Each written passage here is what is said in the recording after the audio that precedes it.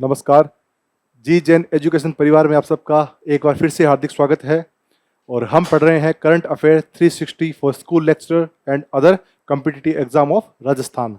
तो इसी क्रम में जो पिछला लेक्चर था उसको कंप्लीट करते हुए हम आगे कुछ हमारी क्या घटनाएं और कुछ क्या है हमारे आयोजन रह चुके हैं उनको आज कंप्लीट करके फिर नेक्स्ट लेक्चर से हम एक नया टॉपिक स्टार्ट करेंगे। तो आज इस लेक्चर को कंप्लीट कर देते हैं। थोड़ा छोटा सा लेक्चर है, शायद आधे घंटे का मुश्किल से होगा। चलिए शुरू करते हैं। तो हमारा पहला टॉपिक है भारत की विश्व धरोहर राजस्थान प्रदर्शनी। यह एक प्रदर्शनी हुई थी अभी हाल ही में। भारत की विश्व धरोहर राजस्थान प्रदर्शनी कहाँ हुई? जवाहर कला केंद्र। मैं आपको बता चुका हूं कि अगर कोई सिस्टम, अगर कोई चीज अपने आर्ट एंड कल्चर, कला और संस्कृति से संबंधित है तो वो जवाहर कला केंद्र में होती है, और या फिर कोई टेक्नोलॉजी से संबंधित होगी तो वो कहाँ पे होगी? RIC में होगी या फिर JECC जयपुर में होगी। ये बात मैं आपको बहुत बार बता चुका हूँ। तो इसका कहाँ पे हुआ आयोजन? आयोजन हुआ है जवाहर कला केंद्र जयपुर में। कब से कब हुआ है? 22 फरवरी से 3 मार्च 2026 को। ये महत्वपूर्ण है। देखो, ये जो प्रदर्शनी है ये महत्वपूर्ण है। किसके द्वारा? क्यों? क्योंकि ये भारतीय अभिलेखागार, जो राष्ट्रीय अभिलेखागार है ना हमारा, राष्ट्रीय अभिलेखागार जिसको कहते हैं NAI, national archives of India, इसके द्वारा आयोजित किया गया है। तो ये एक नेशनल लेवल की एजेंसी है। इसके द्वारा क्या किया गया? ये इसका आयोजन किया गया, वो भी राजस्थान में। तो हमारे लिए महत्वपूर्ण हो जाता है। इसकी थीम क्या है? इसकी थीम तो यही थी। देखो, यही नाम था इसका, भारत की विश्व विरासत राजस्थान प्रदर्शनी। इस प्रदर्शनी का उद्घाटन जयपुर में हुआ। उद्देश्य क्या था इसका?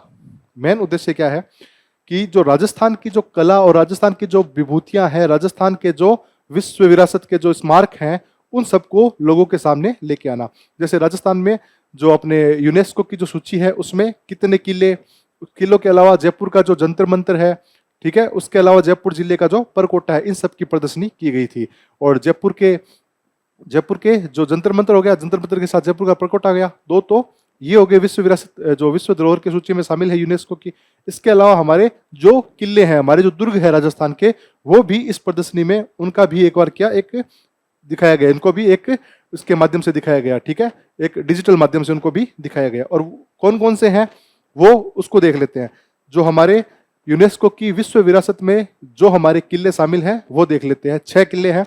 6 के नाम कौन कौन से हैं देख लेते हैं। एक का नंबर है चित्तौड़गढ़, चित्तौड़ दुर्ग,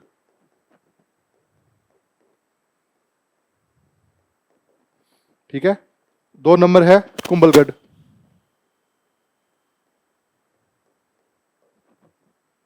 और 3 नंबर पे रणथंभौर।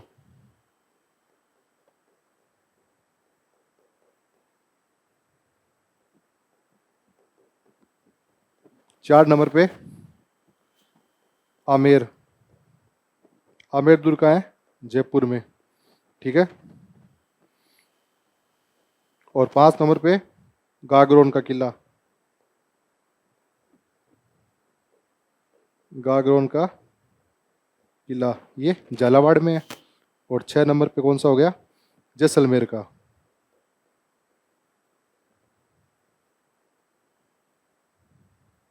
जैसलमेर का दुर्ग। ये 6 किले यूनेस्को की विश्व विरासत सूची में शामिल है। इसके अलावा जयपुर का जंतर मंतर और जयपुर का परकोटा, तो इन सब का यहाँ पे आयोजन किया गया, इन सब की प्रदर्शनी की गई। इसके अलावा जिस पे प्रश्न बन सकता है, वो प्रश्न कैसे बन सकता है कि इसमें कुछ जो ऐतिहासिक विभूतियां हैं उनका अभिलेखीय दस्तावेजों के साथ उनको याद किया गया। कुछ ऐतिहासिक विभूतियां हैं उनको याद किया गया, और वो कौन कौन सी थी उनको देख लेते हैं। वो 4 ऑप्शन में आपके सामने आ सकता है। एक तो रानी पद्मिनी, मीराबाई, महाराणा प्रताप और राणा कुंभा, इन सबको इस प्रदर्शनी में याद किया गया। और जितने पुराने ऐतिहासिक दस्तावेज है जो इनसे संबंधित है इनको प्रस्तुत किया गया। तो ये प्रश्न पूछा जा सकता है कि हाल ही में जो भारत की विश्व विरासत राजस्थान प्रदर्शनी हुई थी, इनमें से किस ऐतिहासिक जो प्रतिभा है या किस ऐतिहासिक व्यक्तियों का प्रदर्शन किया गया था। आपको 5 ऑप्शन दे देंगे, 4 ऑप्शन दे देंगे और इनके नाम दे देंगे। इनमें से एक नाम नहीं होगा, वो आपको टिक करके आगे बढ़ जाना है। तो 4 किसका प्रदर्शन किया गया है? रानी पद्मिनी, मीराबाई, महाराणा प्रताप और महाराणा कुंभा। ये बात आपको ध्यान रखनी है। ये तो मैंने आपको बता ही दिया था। ये हमारे दुर्ग शामिल है विश्व विरासत सूची में यूनेस्को की, ठीक है। आयोजक आपको बता दिया, राष्ट्रीय अभिलेखागार, नेशनल आर्काइव्स ऑफ इंडिया। चलिए आगे चलते हैं, ये उम्मीद करता हूं ये आपको याद रह जाएगा। पंचभद्रा में देश की सबसे बड़ी हाईटेक रिफाइनरी, ये तो है, देश की सबसे बड़ी हाईटेक रिफाइनरी कहाँ पे है? पंचभद्रा में है। उसका नाम क्या है? HRRL, HPCL Rajasthan refinery limited. HRRL का मतलब होता है HPCL राजस्थान रिफाइनरी लिमिटेड, ये इसकी फुल फॉर्म है। इससे ये और ये दो दो चीजों का या दो कंपनियों का जॉइंट वेंचर है। एक तो HPCL का, HPCL के साथ साथ गवर्नमेंट ऑफ राजस्थान का, ये दो कंपनियों का जॉइंट वेंचर है। HPCL के साथ साथ राजस्थान गवर्नमेंट का। HPCL की भागीदारी इसमें कितनी है? 74%, और गवर्नमेंट ऑफ राजस्थान की भागीदारी इसमें 26%।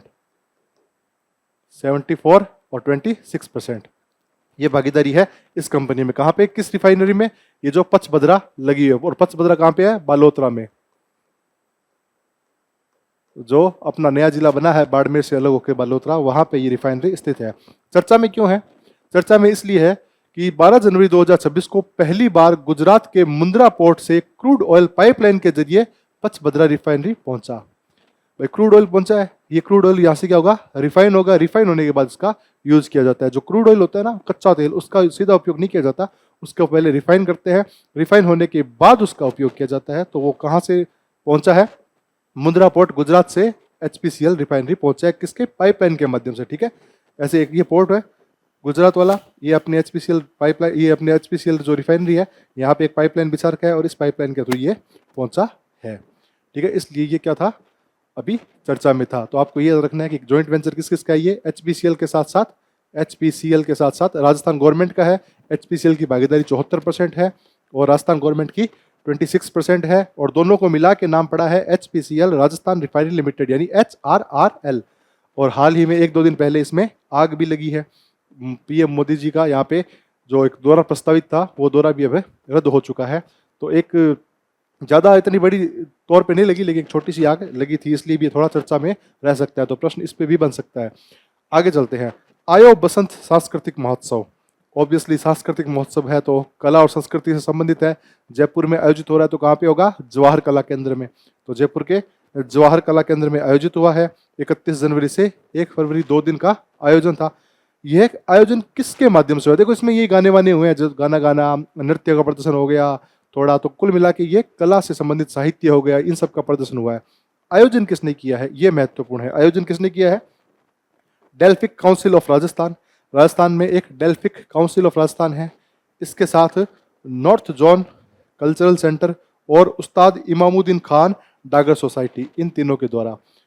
ठीक है, Delphic council of Rajasthan, north zone cultural centre और इसके साथ साथ उस्ताद इमामुद्दीन खान डागर सोसाइटी, इन तीनों के द्वारा इसका आयोजन किया गया। किसका? आयो बसंत का। हुआ कहाँ पे है? जवाहर कला केंद्र जयपुर में, 31 जनवरी और 1 फरवरी को।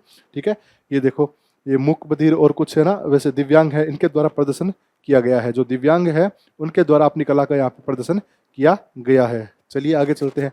उम्मीद करता हूँ आपको ये आ गया होगा। Climate and green house gas reference station, यह गैस रेफरेंस स्टेशन प्रस्तावित है। कहाँ बनेगा? यह बनेगा बीकानेर के, यह स्टेशन बीकानेर में बनेगा। और एक MOU साइन हुआ है। MOU का मतलब मेमोरेंडम ऑफ अंडरस्टैंडिंग, समझौता पत्र या समझौता ज्ञापन, दो के बीच, दो जो एंटिटी है उनके बीच साइन हुआ है। भारतीय उपोष्ण देशीय मौसम विज्ञान संस्थान IITM, और इसके साथ साथ ये कहाँ का है? ये पुणे का। उसके साथ साथ बीकानेर तकनीकी विश्वविद्यालय जो BTU है, बीकानेर टेक्नोलॉजी यूनिवर्सिटी, इन दोनों के मध्य एक MOU साइन हुआ है कि हमें क्या स्थापित करना है? हमें एक स्टेशन स्थापित करना है। कौन सा स्टेशन होगा? Climate and green house gas reference का स्टेशन स्थापित करना है। ये BTU और इसके बीच में ये देख लो, BTU और IITM। ठीक है, उस भारतीय उष्ण देशीय मौसम विज्ञान संस्थान, Indian institute of tropological meteorology, Indian institute of tropological meteorology इसका नाम होता है। और ये BTU है, बीकानेर टेक्निकल यूनिवर्सिटी। ठीक है, मेरे पास आउट होने के बाद ये यूनिवर्सिटी बनी थी। जब मैं इस कॉलेज में पढ़ता था तब इसमें यूनिवर्सिटी लगती थी RTO कोटा, और मेरे पास आउट होने के बाद ये BTU बन गई। ठीक है, अब इसमें क्या होगा? यह स्टेशन बीकानेर जैसे शुष्क और मरुस्थलीय क्षेत्र में दीर्घकालिक जलवायु, मौसम और ग्रीन हाउस गैसों से संबंधित डेटा स्टोर करेगा। ये क्या करेगा? डेटा स्टोर करेगा। कौन कौन से डेटा? एक तो दीर्घकालिक जलवायु का, दीर्घकालिक जो जलवायु है उसका डेटा, मौसम का, और साथ साथ जो ग्रीन हाउस गैस है इससे संबंधित डेटा क्या करेगा, ये स्टोर करेगा। तो आपको ये याद रखना है कि किन किन के बीच एमओयू हुआ है। ऐसा नाम आ जाए, क्या नाम आएगा, climate and green house gas reference. ऐसा नाम आ जाए तो एमओयू पूछेगा, तो आईआईटीएम और बीटीयू के बीच में ये मेमोरेंडम ऑफ अंडरस्टैंडिंग साइन हुआ है। चलिए आगे चलते हैं। भारत की पहली क्वांटम घाटी, भारत की पहली क्वांटम घाटी कहाँ पे विकसित की जा रही है, अमरावती में, आंध्र प्रदेश की अमरावती में। ठीक है, आंध्र प्रदेश में, जो आंध्र प्रदेश की राजधानी भी है अमरावती। 3 राजधानियां हैं वैसे, उनमें से एक अमरावती है। वहां पे क्वांटम घाटी क्या की जाएगी, विकसित की जाएगी। पंजाब कृषि विश्वविद्यालय लुधियाना, इसने एक अचीवमेंट स्थापित मिली है, इसको एक अचीवमेंट मिली है। क्या अचीवमेंट मिली है कि देश का एकमात्र कृषि विश्वविद्यालय है जो ब्रिक्स के, जिसको क्या है, ब्रिक्स नेटवर्क में शामिल किया है। जो ब्रिक्स है, जो मैं आपको बढ़ा चुका हूं, जो ब्रिक्स 10 देशों का समूह है, शुरुआत में 5 था, फिर 5 से 10 हो गया, भारत भी शामिल है इसमें। इनमें इसके नेटवर्क में शामिल होने वाला देश का एकमात्र राज्य कृषि विश्वविद्यालय है। तो प्रश्न पूछा जा सकता है कि देश का एकमात्र कृषि विश्वविद्यालय जो ब्रिक्स नेटवर्क में शामिल है तो कौन सा है, पंजाब कृषि विश्वविद्यालय लुधियाना। ठीक है, पंजाब कृषि विश्वविद्यालय लुधियाना ये एक शामिल है। ठीक है, ये वन लाइनर है, ज्यादातर आपको वैसे याद रखनी है। तमिलनाडु ने देश की पहली समर्पित डीप टेक स्टार्टअप नीति का अनावरण किया। तमिलनाडु, तो अगर पूछा जाए कि डीप टेक स्टार्टअप नीति का अनावरण करने वाला पहला राज्य कौन सा है, तो कौन सा है, तमिलनाडु है। इस बात को ध्यान रखना। ठीक है, और ये वापस ये देखो, ये इन्फोग्राफिक्स कहते हैं, ये जो चीजें होती है ना, इसको कहते हैं इन्फोग्राफिक्स, यानी कि इन्फॉर्मेशन को ग्राफिक्स या विजुअल इफेक्ट या फिर चित्रों के माध्यम से प्रस्तुत करना। तो ये मैंने इन्फोग्राफिक्स आपके लिए बनाए हैं। भारत की पहली क्वांटम घाटी आंध्र प्रदेश में होगी। ठीक है, प्रतिष्ठित संस्थान होगा श्री वेंकटेश्वर विश्वविद्यालय, यहाँ पे होगी।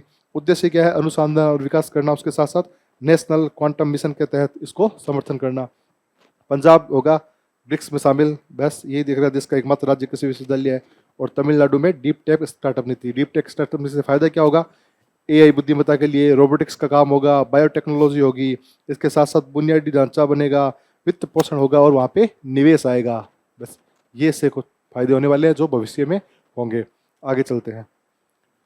1 जनवरी 2026 को MOSPI, मिनिस्ट्री ऑफ स्टैटिस्टिकल और प्रोग्राम इम्प्लीमेंटेशन, जिसका हिंदी में है सांख्यिकी और कार्यक्रम कार्यान्वयन मंत्रालय, इस मंत्रालय ने क्या किया है, अपना लोगो बनाया है, जो अशोक चक्र है, ये लोगो, इसको कहते हैं data for development, data for development, ये लोगो, और अपना शुभंकर मैस्कोट सांख्यिकी जारी किया है।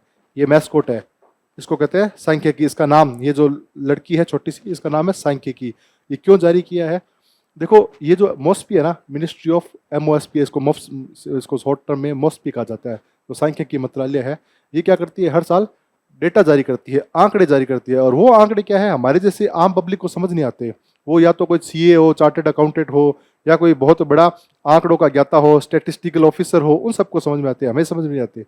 तो उन आंकड़ों को हमें समझाने के लिए बिल्कुल सरल भाषा में और सरल तरीके से प्रस्तुत करने के लिए इस सांख्यिकी का क्या क्या है, अनावरण किया गया है। यही चीज लिखी गई है। देखो, सांख्यिकी एक मैत्रीपूर्ण और लोक केंद्रित चरित्र है, एक ऐसा करेक्टर है जो मैत्रीपूर्ण है और लोक केंद्रित है, यानी पब्लिक के ऊपर लोक सेंटर्ड है। ठीक है, जिसे देश भर के लोगों के लिए आंकड़ों को सरल, समझने योग्य और आकर्षक बनाने के लिए बनाया गया है। ये आंकड़े हमें इजीली समझा देगी। हम पूछेंगे ना भाई GDP में क्या हुआ है, देश में कितनी प्रगति हुई है, कितना लॉस हुआ है, हमें GDP नहीं, हमें समझा के बताओ, एकदम नॉर्मल आलू का भाव लेके बताओ, तो वे हमको वैसे समझा देगी। मान लीजिए पिछले साल आलू 10 रुपये किलो था, इस साल आलू 15 रुपये किलो हो गया, तो फिर हमें डिफरेंस बताएगी, इस कारण हमें हमारा घाटा हुआ है, हम या हमारी वृद्धि हुई है, वो सब हमें एकदम सिंपल तरीके से ये बता देगी। कौन, सांख्यिकी, इसका नाम ही सांख्यिकी है। ठीक है, सांख्यिकी मंत्रालय ने अपना शुभंकर है, शुभंकर का मतलब होता है मैस्कॉट, जो आपका शुभ होता है ना, कोई भी ओलंपिक शुरू होता है तो उससे पहले वो अपना शुभंकर लॉन्च करते हैं,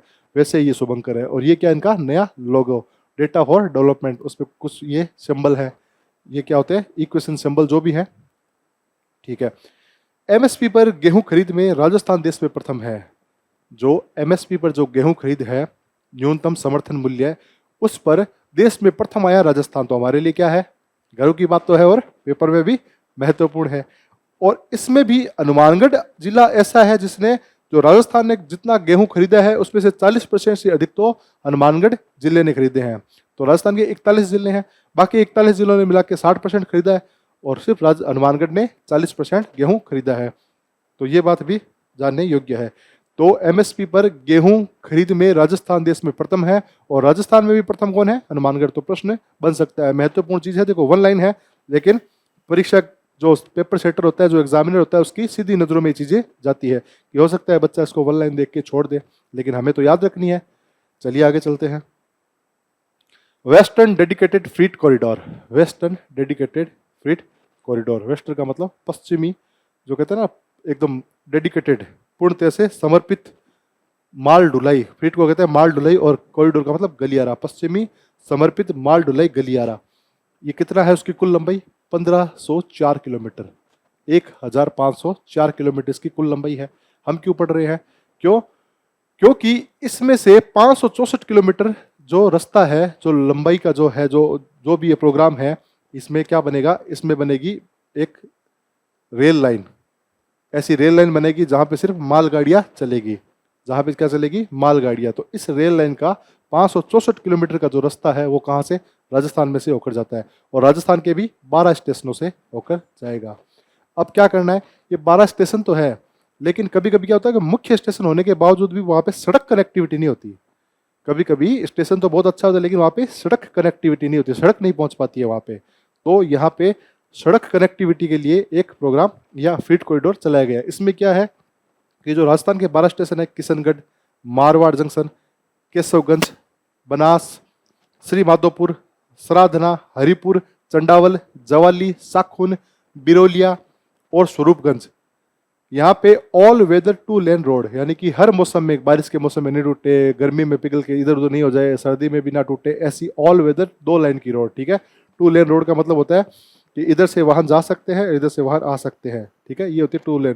4 लेन का मतलब 2 वाहन साथ में जा सकते हैं, 2 वाहन साथ में आ सकते हैं, ऐसी 4 लेन। तो ये 2 लेन रोड हमें बनानी है, ये प्रस्तावित है। इनमें से जो किशनगढ़, मारवाड़, केशवगंज और बनास, यहाँ पे तो बन चुकी है, इनको तो कनेक्ट कर दिया है। ये 8 बची है, और 8 पे कनेक्शन का काम, इनको रेल मार्ग को सड़क से जोड़ने का काम चल रहा है। और मैंने आपको बता ही दिया, ये वेस्टर्न डेडिकेटेड फ्रीट कॉरिडोर है क्या? ये एक ऐसा कॉरिडोर बना रहे हैं, ऐसा एक माल ढुलाई का, रेलगाड़ी का या मालगाड़ी का एक क्या बना रहे हैं? पटरियां बिछा रहे हैं, ताकि सीधा जो अपना सामान पहुंचाना है वो डायरेक्ट पहुंच जाए बिना किसी विलंब के। वहां पे जो अपनी रेलगाड़ियां होती है ना, जिसमें यात्री सवारी करते हैं, जिसमें हम जाते हैं, उसका आवागमन नहीं होगा वहां पे। वहां पे सिर्फ और सिर्फ कौन सी चलेगी? ये माल गाड़ी चलेगी वहां पे। तो देखो इसमें लिखा है वेस्टर्न डेडिकेटेड, उद्देश्य क्या है? तीव्र माल परिवहन करना और कम भीड़ नहीं हो। और अब देखो एक चीज और है कि ये जो डीएमआईसी है, इसकी दूरी है, ये डीएमआईसी क्या है? दिल्ली मुंबई इंडस्ट्रियल कॉरिडोर, दिल्ली मुंबई आर्थिक गलियारा है, जो काफी चर्चा में रहा है, जो बन रहा है, बहुत बड़ा गलियारा बन रहा है। उस गलियारे की जो दूरी है, मेन पॉइंट है, उसकी एक्सिस है ये वेस्टर्न डेडिकेटेड फ्रीट कॉरिडोर। तो हमें याद रखना है, राजस्थान के 12 स्टेशन है, इन स्टेशनों को सड़क से जोड़ा गया है। ठीक है, नाम आपको याद रह जाएंगे। बाकी इसमें ये जो इंफोग्राफिक्स है, इसमें देख लेना, कुछ खास है नहीं इसमें। ठीक है, इसका प्रारंभ कहाँ से होता है? ये जो WDFC है, इसका दादरी यूपी से प्रारंभ होता है, और जवाहरलाल नेहरू पतन है जो मुंबई तक, वहां तक ये जाता है। ठीक है, चलिए आगे चलते हैं। National urban real estate conclave, ये एक रियल एस्टेट कॉन्क्लेव है, नेशनल अर्बन, राष्ट्रीय। अर्बन का मतलब शहरी, रियल एस्टेट का मतलब जो अपने जमीन वमीन और जो बिल्डिंग खरीदते हैं, वो जो बिजनेस होता है उसको रियल एस्टेट कहते हैं। इनका एक सम्मेलन हुआ है 2026, कहाँ पे हुआ है? यशोभूमि नई दिल्ली में। यशोभूमि नई दिल्ली में कब हुआ है याद रखने की जरूरत नहीं है, कहाँ पे हुआ ये याद रखना, यशोभूमि नई दिल्ली में हुआ है। आयोजक कौन था? ये इंपॉर्टेंट है। इसका आयोजक था नारेडको, NAREDCO, नारेडको। नारेडको की फुल फॉर्म है national real estate development council, राष्ट्रीय रियल एस्टेट विकास काउंसिल का मतलब परिषद। इस सम्मेलन में राजस्थान सरकार की अफोर्डेबल हाउसिंग, गुणवत्ता सुधार और स्किल विकास योजना को व्यापक प्रशंसा मिली है। ये हुई तो दिल्ली में है, लेकिन राजस्थान सरकार की जो हाउसिंग बोर्ड की जो स्कीम चल रही है, घर प्रदान करना, अफोर्डेबल हाउसिंग देना, मतलब आप इतना सस्ते दाम में, ताकि आप अफोर्ड कर सको, आप वहन कर सको, ऐसे आपको हाउस प्रदान करना, ये आपको यहाँ पे है। इसके साथ साथ जो घर बनाए हैं उनके गुणवत्ता भी अच्छी होनी चाहिए। उसके साथ साथ स्किल विकास योजना, ये जो काम राजस्थान सरकार कर रही थी, तो वहाँ पे राजस्थान सरकार को प्रशंसा मिली है। इस कॉन्क्लेव में राजस्थान सरकार की खूब प्रशंसा की गई है। अब ये इनको इन्फोग्राफिक्स है, इसमें देख लेते हैं। इसके थीम और उद्देश्य क्या थे? विकसित भारत 2047। थीम थी विकसित भारत @ 2047। रियल एस्टेट और शहरी विकास को बढ़ावा देना अर्थव्यवस्था का प्रमुख स्तंभ है। इसमें 4 मुद्दों पर चर्चा की गई थी। एक तो मुद्दा ये हो गया कि रियल एस्टेट और शहरी विकास को बढ़ावा देना अर्थव्यवस्था का ये प्रमुख स्तंभ है। दूसरा क्या है? शहरी नियोजन और पुनर्विकास, जो ट्रांजिट ओरिएंटेड डेवलपमेंट है, ट्रांजिट ओरिएंटेड TOD। एक ये होता है ट्रांजिट ओरिएंटेड डेवलपमेंट। इसका मतलब ये होता है कि रेलवे स्टेशन या कोई बड़े बड़े स्टेशन या बड़े बड़े मान लो बस स्टैंड हो गए, ISBT कश्मीरी गेट है, ऐसे बड़े बड़े स्टेशन, इनके पास में विकास करना, इनके पास में घर वर बनाने, ताकि आपको आवाजाही में कोई दिक्कत ना हो, ताकि आपको क्या हो, आवाजाही में कोई दिक्कत ना हो। ऐसे जहाँ पे बड़े बड़े जो रेलवे स्टेशन हो गए, बड़े बड़े पोर्ट हो गए, एयरपोर्ट हो गए, बस स्टैंड हो गए, इन सब के पास विकास करना, तो वो आता है TOD के अंदर, वो बनाना है। ठीक है। किफ़ायती और आवास देना और तकनीक, लोगों को एकदम किफ़ायती आवास देना, जो झुग्गी झोंपड़ियों में रह रहे हैं उनको वहाँ से हटा के एक अच्छे सस्ते सुंदर टिकाऊ घर में आवास देना, ये इसका तीसरा स्तंभ था। और रेरा सुधार और निवेशक, रेरा होता है ना, रियल इस्टेट रेगुलेशन अथॉरिटी है, ये एक बहुत महत्वपूर्ण काम करती है। जो होता है ना, कभी बिल्डर आपको ठग नहीं ले, बिल्डर आपसे पैसे लेके आपको बिल्ड, कई बार होता है कि बिल्डर पैसे ले लेता है और फिर बिल्डिंग बनने होने के बाद भी आपको उसके क्या देता है, आपको उसका अधिकार नहीं देता है। तो इन सब मामलों से बचने के लिए रेरा का गठन किया गया था। रियल एस्टेट रेगुलेशन अथॉरिटी होती है, ये आपको इन चीज़ों में हेल्प करती है। ठीक है। पारदर्शी और नियमन बनाने हैं, निवेश के अवसरों को बढ़ाना है, ये इस कॉन्क्लेव का मुख्य बातें थी। ठीक है। राजस्थान की प्रशंसा हुई है, ये बात ध्यान रखना। चलिए आगे चलते हैं। देखो SMS अस्पताल है ना, सवाई मानसिंह स्टेडियम, स्टेडियम नहीं, सवाई मानसिंह मेडिकल कॉलेज जो हॉस्पिटल है, उसने क्या भी रिकॉर्ड बनाया, वर्ल्ड रिकॉर्ड बनाया। कैसा बनाया है इसने? इसके जो ट्रॉमा सेंटर है और रोटरी क्लब जो जयपुर है, इनने मिलके एक ही दिन में क्या किया, 1908 लोगों को बेसिक लाइफ सपोर्ट, जिसको BLS कहते हैं, इसका प्रशिक्षण दिया है और Oxford book of world record में अपना नाम दर्ज कराया है। इतनी महत्वपूर्ण खबर नहीं है, लेकिन फिर भी आपके नॉलेज के लिए ध्यान रखना कि हाल ही में वर्ल्ड रिकॉर्ड बनाया है सवाई मानसिंह जो अस्पताल है, उसके साथ साथ रोटरी क्लब जयपुर ने, दोनों ने क्या किया है, 1908 लोगों को प्रशिक्षण दिया है कि आप बेसिक लाइफ सपोर्ट कैसे देना है लोगों को। ये प्रशिक्षण दिया गया एक ही दिन में। ये बना है हमारा Oxford book of world record की डिक्शनरी में नाम दर्ज हो गया है। अजमेर में क्या बनेगा? महर्षि दयानंद पैनोरमा बनेगा। महर्षि दयानंद पैनोरमा अजमेर में बनेगा। महर्षि दयानंद कौन? महर्षि दयानंद सरस्वती। अजमेर में क्यों बनेगा? क्योंकि इनका निर्माण कहाँ पे हुआ था? अजमेर में ही हुआ था। जो मारवाड़ के महाराजा जसवंत सिंह द्वितीय थे, उनकी एक पासवान थी, उनकी एक क्या थी, एक कह सकते हो आप, वो वर्ड यूज नहीं करना चाहिए, लेकिन उनकी एक फीमेल पार्टनर थी, ऐसा कह सकते हैं। नन्ही जान नामक करके एक मुस्लिम वेश्या थी, उसने क्या किया था, स्वामी दयानंद सरस्वती को जहर दे दिया था। जहर दे दिया था तो स्वामी दयानंद सरस्वती मारवाड़ से फिर जब अजमेर आए तो तब जाके यहाँ पे उनका निर्वाण हुआ था। ठीक है।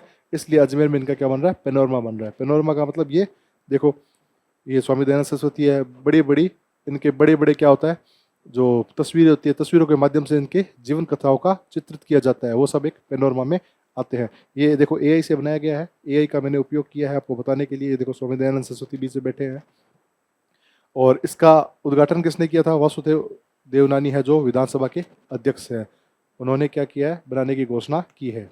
ठीक है। चलिए आगे चलते हैं। शिलान्यास कहते हैं, मतलब एक शिला रखते हैं, यहाँ पे बनेगा, वो शिलान्यास इन्होंने किया है। IONS की अध्यक्षता।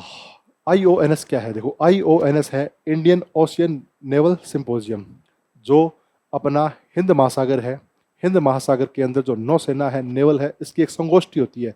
इतने देशों का हिंद महासागर की रक्षा करना, उसके आसपास किसी को, मतलब हिंद महासागर का पूरा दायित्व ये संभालती है IONS। अब इसका क्या आ गया है, अध्यक्षता आ गई है भारत के पास। 20 फरवरी 2026 को विशाखापट्टनम में आयोजित 9वें सम्मेलन के दौरान भारतीय नौसेना ने रॉयल थाई नौसेना से आधिकारिक रूप से IONS की अध्यक्षता ग्रहण की है। इससे पहले IONS की अध्यक्षता किसके पास थी?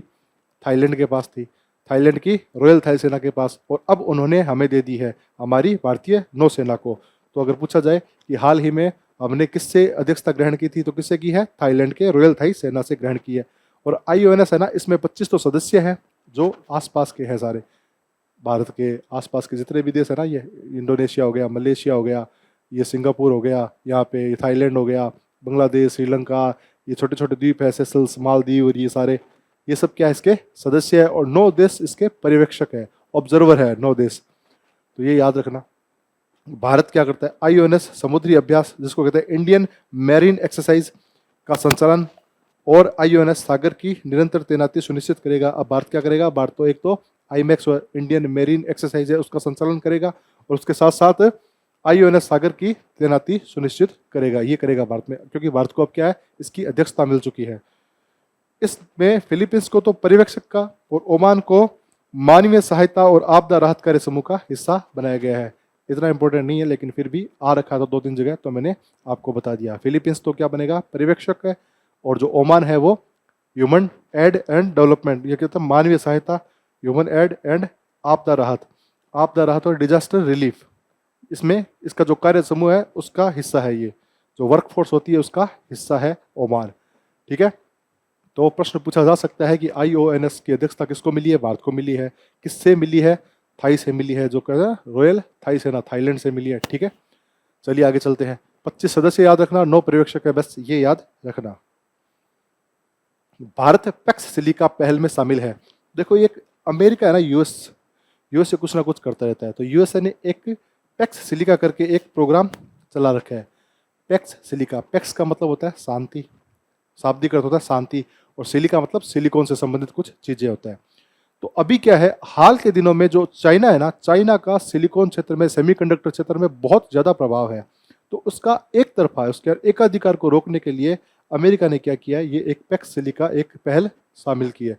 अब उसका मुख्य उद्देश्य क्या है, इसका उद्देश्य है सेमीकंडक्टर, आर्टिफिशियल इंटेलिजेंस और इसके साथ साथ क्रिटिकल मिनरल्स की वैश्विक आपूर्ति श्रृंखला को सुरक्षित और लचीला बनाना। यानी अभी इस वैश्विक आपूर्ति श्रृंखला पर किसका अधिकार है, अभी अधिकार है चाइना का, एक तरफा अधिकार है। तो उसको काउंटर करने के लिए इस सिलिका का गठन किया गया है। पैक्स सिलिका गठन किसने किया था, अमेरिका ने, और पैक्स का नाम होता है शांति, सिलिका मतलब सिलिकॉन चिप से संबंधित है। भारत इसका 10वां सदस्य है। ठीक है, भारत ने इसको साइन कर लिया। जो इंडिया एआई समिट हुआ था अभी, जो इंडिया एआई इम्पैक्ट समिट हुआ था अभी हाल ही में दिल्ली में, वहां पे भारत ने इसको साइन किया था 20 फरवरी को, शायद 20 फरवरी के आसपास किया था, 20 फरवरी के आसपास। ठीक है, तो आप इसको याद रखना कि भारत इसका कौन सा सदस्य है, 10वां सदस्य है, मतलब इसमें 10 देश अभी शामिल है। बाकी गठबंधन का उद्देश्य मैंने बता दिया कि सेमीकंडक्टर के साथ साथ आर्टिफिशियल इंटेलिजेंस होने के साथ साथ क्या है, क्रिटिकल मिनरल्स की आपूर्ति श्रृंखला हो, उसमें कोई दिक्कत ना आए, वो थोड़ा लचीला हो। लचीला का मतलब एकदम कठोर नियम ना हो, और वो एकदम सुरक्षित हो, क्योंकि आने वाला जमाना सेमीकंडक्टर और एआई का ही है, ये मैं आपको खूब बार बता चुका हूँ। तो चलिए आगे चलते हैं। बस ये याद रखना, भारत इसका 10वां देश है, और ये किसकी पहल है, अमेरिका की पहल है, और उद्देश्य याद रखना। फ्रांसीसी राष्ट्रपति इमैनुअल मैक्रों की भारत यात्रा, ये इमैनुअल मैक्रों अभी भारत आए थे, तो इन यात्रा में कुछ समझौते होंगे और कुछ चीज़ें स्थापित करने की बात हुई होगी, उनको देख लेते हैं। कब आए थे, 17 से 19 फरवरी 2026 को आए थे। विशेष वैश्विक रणनीतिक साझेदारी होती है, स्पेशल ग्लोबल स्ट्रेटेजिक पार्टनरशिप हुई है इनके मध्य। और 2026 का जो वर्ष है, उनको उन्होंने भारत फ्रांस नवाचार वर्ष घोषित किया है। 2026 वर्ष को भारत फ्रांस नवाचार, इंडिया फ्रांस इनोवेशन ईयर के रूप में मनाएंगे। अब इनमें कुछ समझौते हुए हैं, कुछ एमओयू साइन हुए हैं, वो देख लेते हैं क्या क्या इंपॉर्टेंट है, ध्यान रखना। हैमर मिसाइल निर्माण करेगी, हैमर मिसाइल का निर्माण का इनके मध्य समझौता है। कौन करेगा, भारत की बीईएल, भारत इलेक्ट्रॉनिक्स लिमिटेड, और फ्रांस की एक कंपनी है सफरान। इनके बीच में एक ज्वाइंट वेंचर स्थापित होगा, ये एक ज्वाइंट वेंचर स्थापित करेंगे और हैमर मिसाइल का निर्माण करेंगे। तो भारत की कौन सी है, बीईएल, भारत इलेक्ट्रॉनिक्स लिमिटेड, और फ्रांस की कौन सी कंपनी है, सरफान। ठीक है, सफरान है, सफरान, हाँ सफरान, ठीक है, सफरान, ये याद रखना। भारत की बीईएल है, उनकी सफरान हैमर मिसाइल, ये याद रखना। कर्नाटक के टेमागल में स्थित टाटा एडवांस सिस्टम और एयरबस की साझेदारी वाली H-125 helicopter final assembly line का वर्चुअल उद्घाटन हुआ है।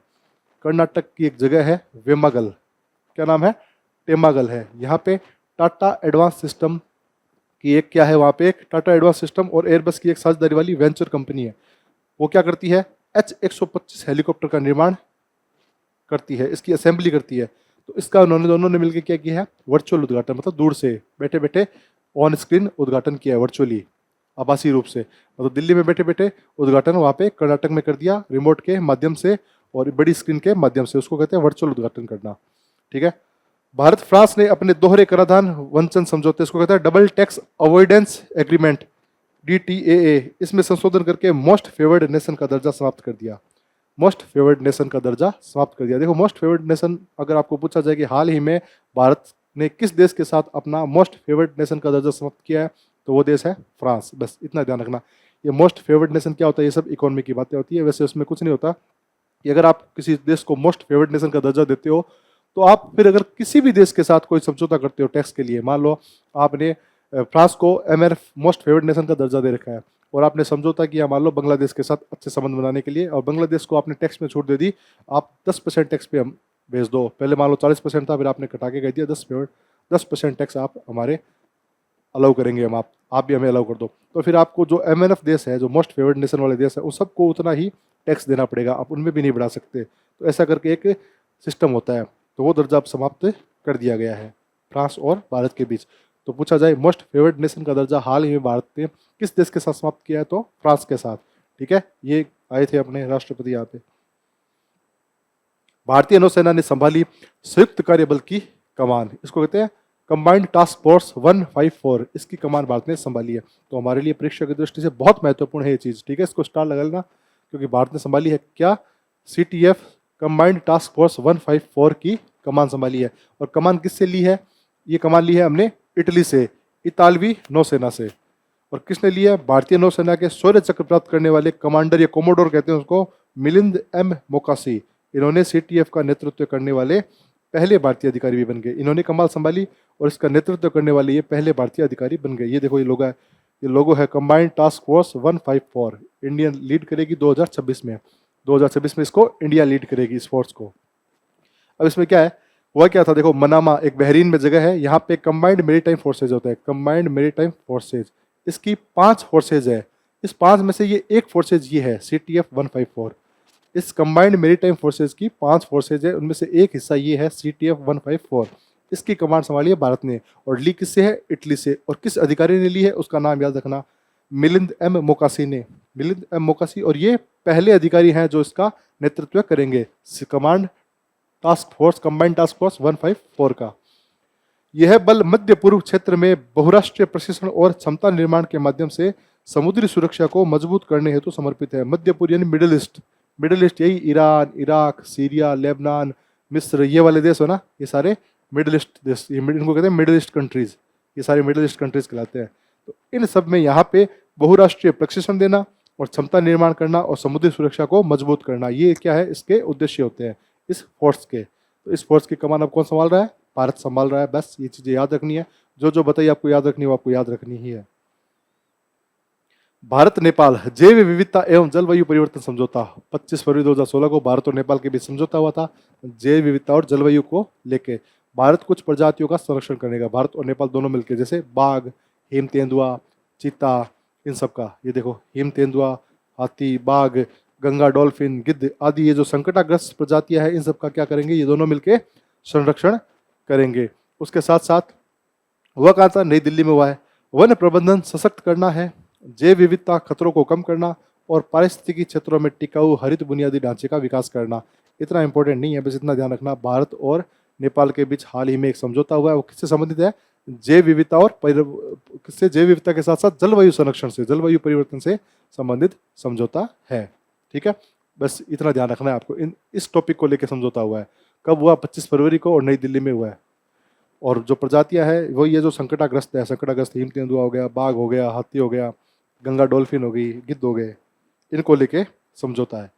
सेशल्स राष्ट्रपति की भारत यात्रा, ये देखो, ये सेशल्स राष्ट्रपति, इनका नाम जरूर याद रखना, इनका नाम है Patrick हरमिनी, doctor Patrick हरमिनी, doctor Patrick हरमिनी, याद रखना किसके हैं, सेशल्स के राष्ट्रपति है। ये जो इंडिया है ना, ये मान लो इंडिया है, ये श्रीलंका है, और ये ऐसे करके फिर देश आगे। ठीक है, ये अफ्रीका द्वीप हो गया, ये इंडिया, हिंद महासागर है। तो यहाँ पे एक छोटा सा द्वीप है, छोटा सा द्वीप है बिल्कुल, ये होता है सेशल्स। मेडागास्कर के ठीक ऊपर, ये पे मेडागास्कर है थोड़ा सा छोटा सा, इसके ठीक ऊपर छोटा सा देश है, वो क्या है, ये सेशल्स है। इस सेशल्स के जो राष्ट्रपति हैं वो भारत आए थे। इनका नाम क्या है, पैट्रिक हरमिनी। कब आए थे, 5 से 10 फरवरी 2026 को। इनके मध्य भी कुछ समझौते हुए, वो देख लेते हैं। विजन सेसेल, इस सेसेल की फुल फॉर्म याद रखना, इस सेसेल की फुल फॉर्म याद रखना, क्योंकि किसी देश से मिलता जुलता नाम हो या फिर कोई यूनिक नाम हो ना, तो उसकी फुल फॉर्म पूछ ली जाती है कि हाल ही में सेसेल्स के साथ समझौते हुए विजन सेसल का अर्थ क्या है या मतलब क्या है। इसका मतलब है sustainability, economic growth and security through enhanced linkage, यानी सतत विकास, आर्थिक विकास और सुरक्षा मानक, इनको बढ़ाना। इनको क्या करना? बढ़ाना। सतत विकास को, आर्थिक विकास को और सुरक्षा मानकों को बढ़ाना। इसकी फुल फॉर्म जरूर याद रखना, sustainability, economic growth and security through enhanced linkage. ये पूछा जा सकता है। ठीक है। जलवायु, कार्यवाही और समुद्री सहयोग पर केंद्रित है, ये तो इतना खास नहीं है। भारत की सहायता से सेशल्स में एक सेशल्स हाइड्रोग्राफिक इकाई SHU, सेशल्स हाइड्रोग्राफिक यूनिट स्थापित की जाएगी।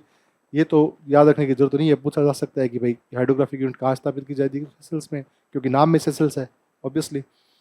सेशल्स भारत के महासागर विजन का एक प्रमुख भागीदार है।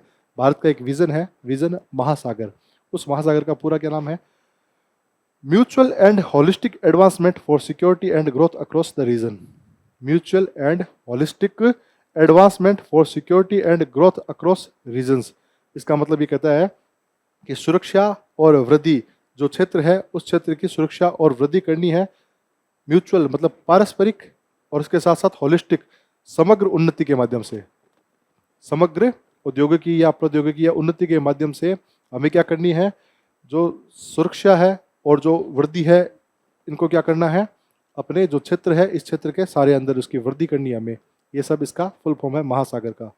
ठीक है, ये विजन है महासागर का, mutual and holistic advancement for security and growth across region. ठीक है, आगे देख लेते हैं।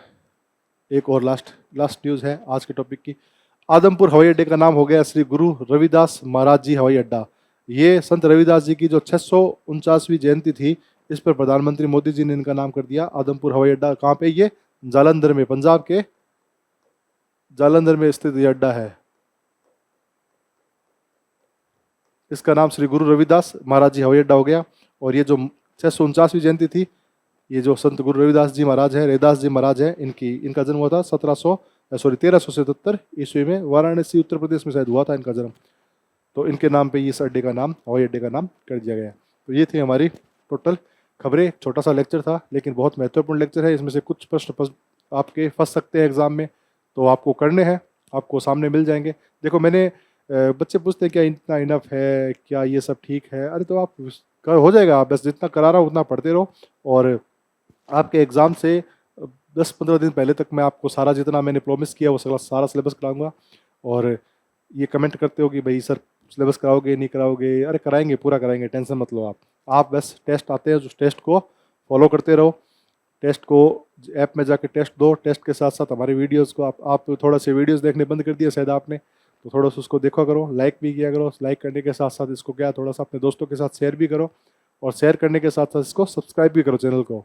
ठीक है, इससे थोड़ा सा हमें क्या मिलेगा? मोटिवेशन मिलेगा, आपके लिए और अच्छे वीडियो बनाने का मोटिवेशन मिलेगा। हम कोशिश करते हैं कि आपके लिए बेहतर से बेहतर चीज़ें लेके आएँ, आपको वो ज्ञान दे, कचरा नहीं परोसना।